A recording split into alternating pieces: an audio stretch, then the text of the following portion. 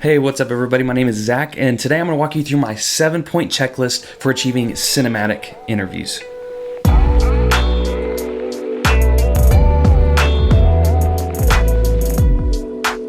Well, like I said before, my name is Zach, and I'm a freelance videographer in the Indianapolis area, and today I'm going to walk you through a job I had a couple weeks ago and kind of walk you through the whole setup of it and the shooting process, and then in the edit, all the things that I do in order to achieve kind of a cinematic look. So the first thing I do is I scout the location. Now, I knew in advance where this was going to be, what building it was going to be in, and I actually shot in this room before, so I kind of had a mental picture in my mind of some options that I would use once I got there. But I showed up on site, and sure enough, the people that were there for the interview were kind of guessing at where the best spot would be, and I was able to say, hey, you know, I've got the perfect spot. I brought them over, and they were great with it because they didn't really have any expectations. So I was able to, as the expert, kind of direct them where to go in the room. It was a large room, and I had picked a corner because what I look for when I'm kind of scanning for the perfect location to shoot is I look for a place that is clean, it's aesthetically pleasing, it's not distracting, doesn't have anything messy in the background. I look for something that has some depth of field, so it creates some separation between the subject and the background, and then also something that provides some interest to the background. So in this case, it was a beautifully renovated downtown building, so it had some nice brick walls and some great big windows, which I will talk about later in the video how to expose that properly. The second thing I do is I set up the frame. So I actually get out my main camera, or my A cam, I get out the tripod, set it up, and frame up my image. I make sure I'm zoomed to the right length. I make sure that all the stuff in the background is, I'm kind of OCD sometimes, so I like it to be symmetrical, but sometimes not too symmetrical so it doesn't look too perfect. So in this case, like, I made sure the windows were a little off center, and then the corner of the room was slightly off centered on the other side, so that when the subject stood in the middle, it would still be balanced and look symmetrical without actually being symmetrical, if that makes sense. And that's just a personal preference thing. And at this point in the process, the third thing I do is set up the lighting. So in this case, I wanted to mimic the natural light that was in the room. There was these great, beautiful windows on one side and some windows in the background and on the other side. So I wanted my key light to come kind of to mimic where the windows actually were, to provide more light on the face. And then I had another light that was my backlight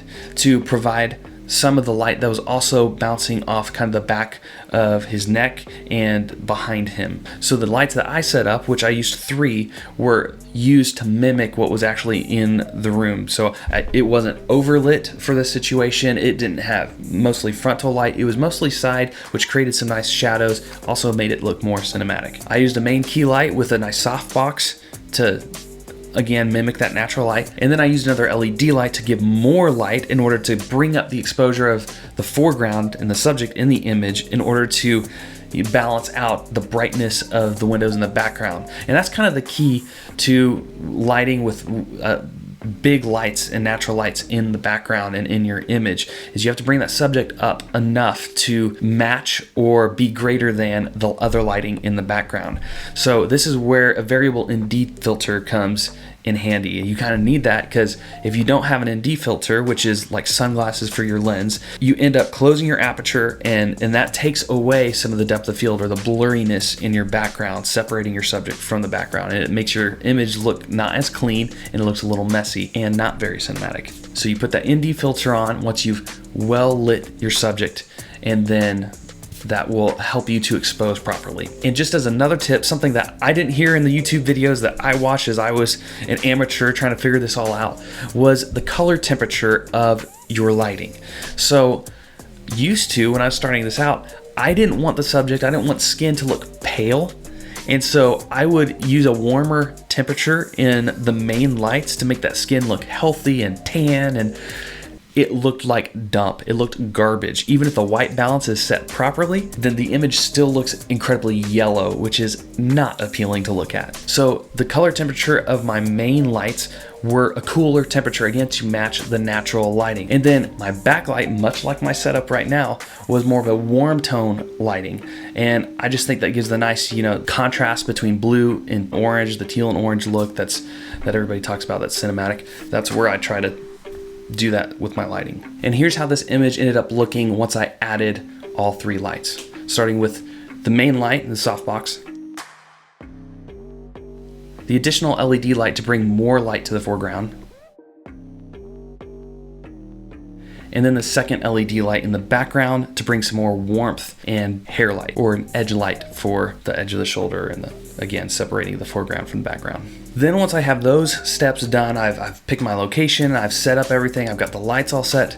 Then I get out my side camera or my B cam and I get that set up. You can do this a number of ways. You can do it handheld, or a lot of people like the sliders and that smooth look. I have a gimbal. I actually don't have a slider, so I kind of mimic a slider look with my gimbal. That's what I did for this one, but you can do it whichever way you want, and it is up to personal preference. But what I look for, regardless of how I operate that camera, is I want it to be backlit. I don't want to shoot from the side that the key light is on, because that has no interest. There's no cool shadows on the face. In fact, most movies and TV shows, if you look, most things are backlit, and the main light is on the opposite side of the subject's face. So I do that when I shoot my side cam, and I thought about that when I set up my lights in this situation.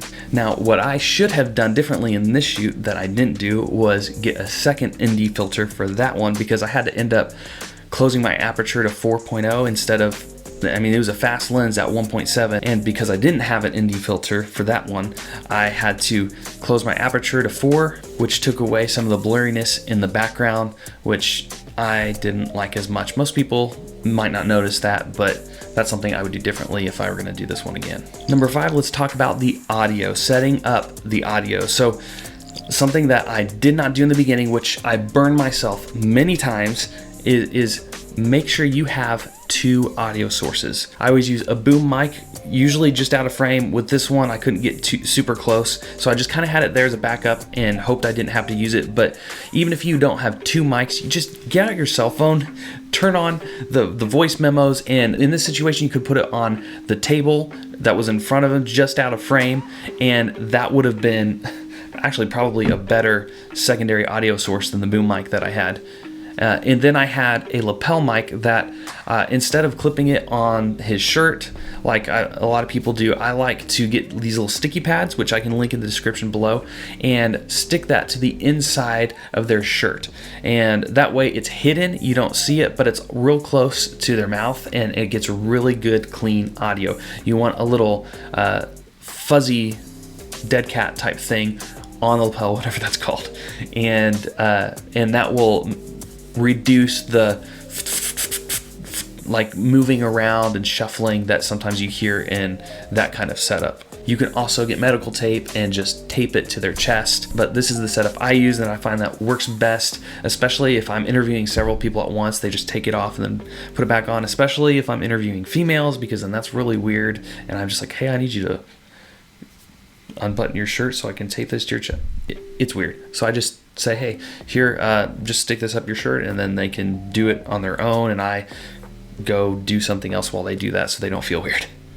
Oh, stuff you don't think about when you get into video. Here you can hear a comparison and the difference between the boom mic or the lapel. I work for the Johnson County Employer Resource Network, where my role is to support you in overcoming any challenges you may be facing.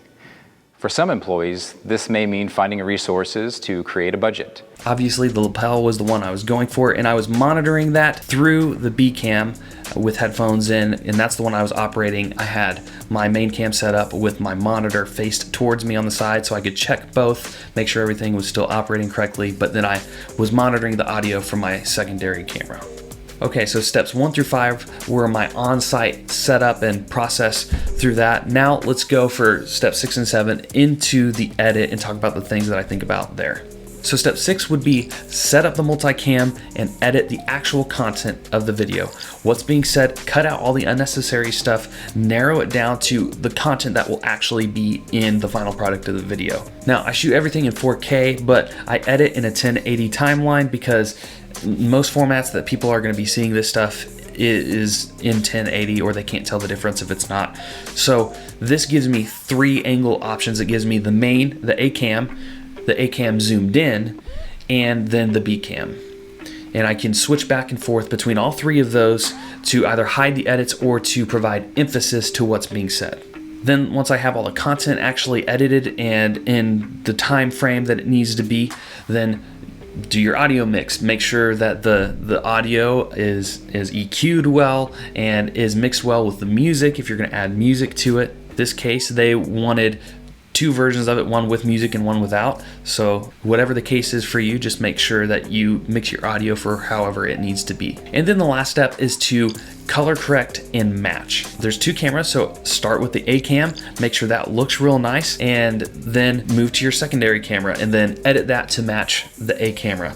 So in my case, I'm shooting in 10-bit 422 on my A cam, which gives me a lot more freedom and in how I want to edit that color. In this case, it's just very simple, and I try to get it as close as possible within camera, so I didn't have to spend a whole lot of time doing that because I'm not a colorist. I know enough to get me by, but I want to also minimize my workflow as much as possible, so I shoot the best that I can out of camera so that it reduces the amount that I have to do in the editing. So my main camera was in 10-bit 422, but my side cam was in 8-bit. So I had to boost the saturation a little bit more in order to match, add a little bit more contrast. And actually my main lens that I used for my A camera was the Sigma 18-35, which I love. It's what I'm using right now. But it has a little bit of a natural vignette in it. So for my B cam, in order again to match it, I also added a little bit of vignette onto that footage to make it match what people were seeing in the first image. Most editing software allows you to edit the actual multicam clip so that once you edit that one primary multicam clip, it's applied to the edit that you're working in your timeline or in your project. If you're in Final Cut, that's what I was using for this project. Or if you don't know how to do all that, well, I guess you could just YouTube it or just copy and paste all your settings from one clip once you've color corrected that to all the similar clips. So those are my 7 steps for achieving cinematic interviews, but let me give you a couple bonus tips. Something that I did, for instance, on this shoot to just take that video to the next level once I did all the primary normal stuff. And one was I fixed some of the distractions that still ended up in the background. Even though I picked out my background wisely and had that all set up on site, I got back to the edit room and realized that out of those beautiful windows that were in my background, you can see some cars driving by from time to time. So what I did was I just found portions of the clip that did not have any cars driving by. I duplicated that by pressing Alt and dragging above. This works in Final Cut or Premiere. And then masking out the window on the top clip and then just dragging that over every time the car drove by, and I added a little bit of a fade transition or cross dissolve so that if you could tell, which in this case you actually couldn't tell when the masked clip was on and when it wasn't, but I added some fade just to make sure it's extra smooth and you can't tell the difference. I feathered the edges in the mask as well so that it just hides all the movement that was out there. So that was an easy step, but it took away any kind of distraction that ended up in the final product. Second bonus tip was in the logo for the company that I shot this video for, there was a green color, but it was a different green hue than what was outside the windows. So this is a little thing nobody would probably notice, but in order to make it look a little more cohesive, I color matched the green from the logo and change the hue on the leaves from the trees outside the window to match that logo so that it all looked a little bit more consistent. Again, probably nobody else would notice, but I noticed it and it was bothering me that it was slightly off. And the third little bonus tip would just be in my lower thirds, I actually added a little bit of some shadows to, again, make it stand out a little bit more and make it easier to read, but I made sure the shadows, again, mimicked the natural light that was in the room. So the shadows go the same way in the logo and in the graphic that is on the subject in the image. So it all looks, again, cohesive and consistent. It's the little things like that that take your video to the next level and just shows your attention to detail. All right, well, that was it. That's all I got for you. My 7-point checklist as well as 3 bonus tips. Hopefully you found this helpful. If you did, like this video. And if you are a solo or freelance videographer and you like watching content like this, then consider subscribing and following along as I do more videos like this in the future. I'm just starting out with my channel, so I'll take all the love I can get. Thank you for watching again, and I will see you in the next one.